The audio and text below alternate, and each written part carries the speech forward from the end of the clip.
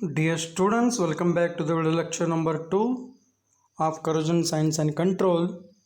In a previous video lecture, we come to know that the introduction part of corrosion and definition of corrosion, consequences or loss of corrosion.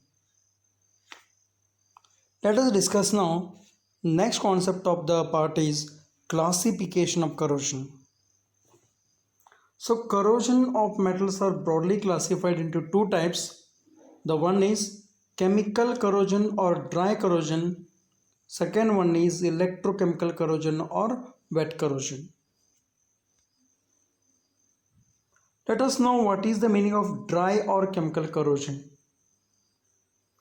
When the metal gets a direct contact with atmospheric gases like oxygen, halogens, oxides of sulfur, hydrogen sulfide, etc., resulting into the formation of compounds of oxides, halides, sulfates and sulfides is known as the chemical corrosion or simply dry corrosion.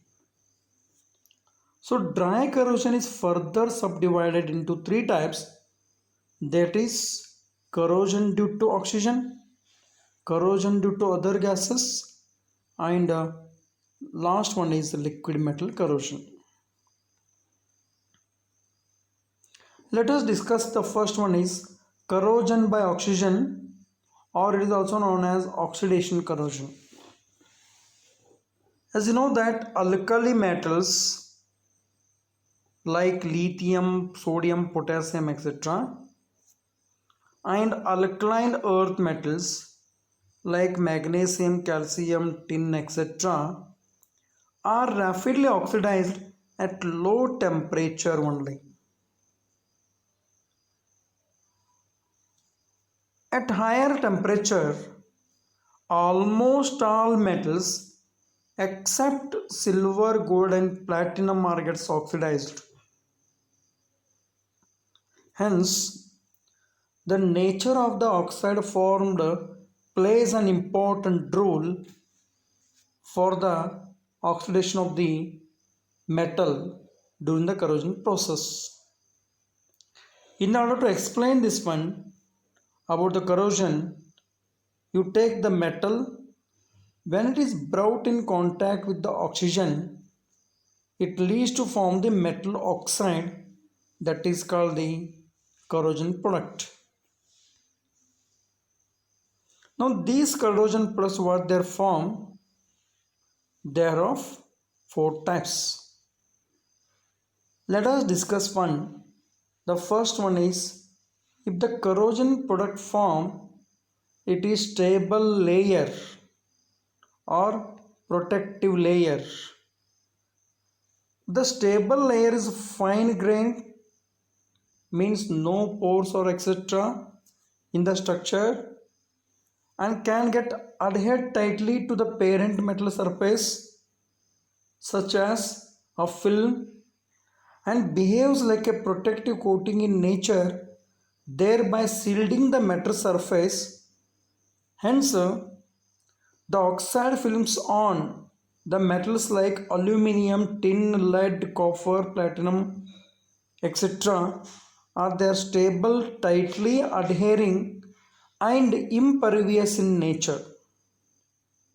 So that is what, once the protective coating is formed, further exposure of that base metal which is shielded, the further corrosion is prevented.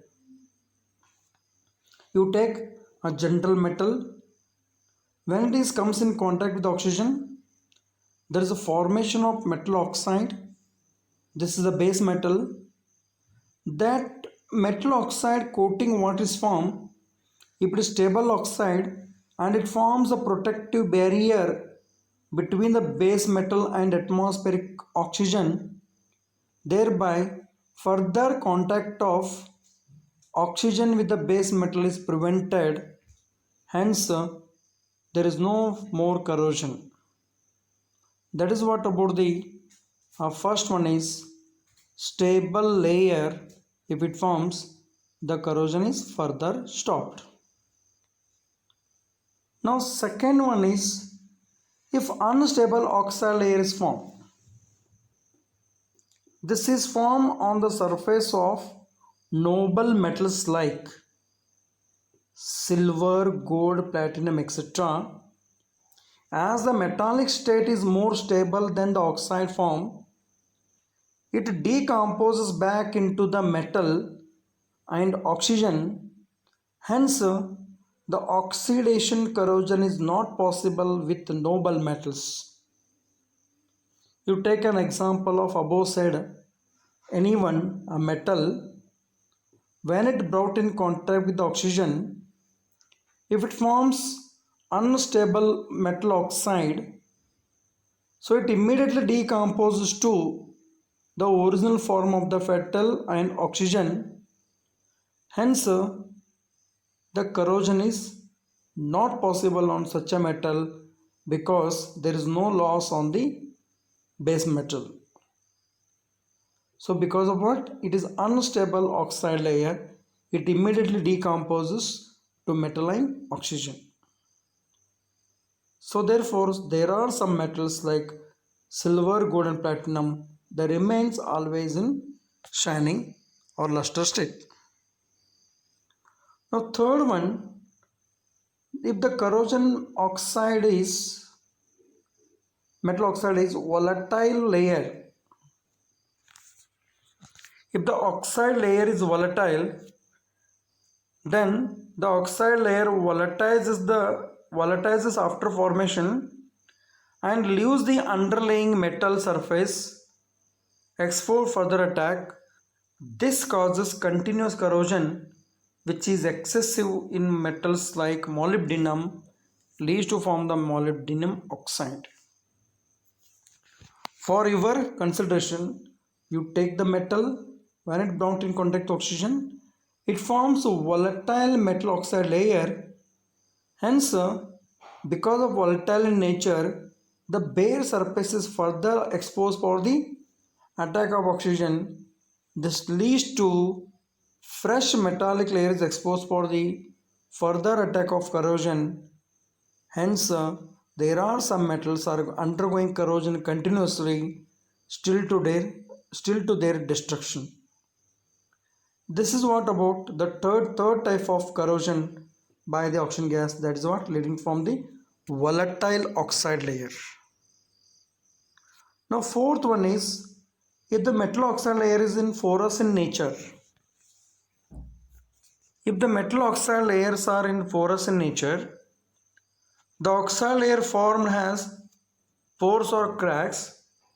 In such case, the atmospheric oxygen penetrates through the pores or cracks and corrodes the underlying metal surface. This causes continuous corrosion till conversion of metal into oxide is completed.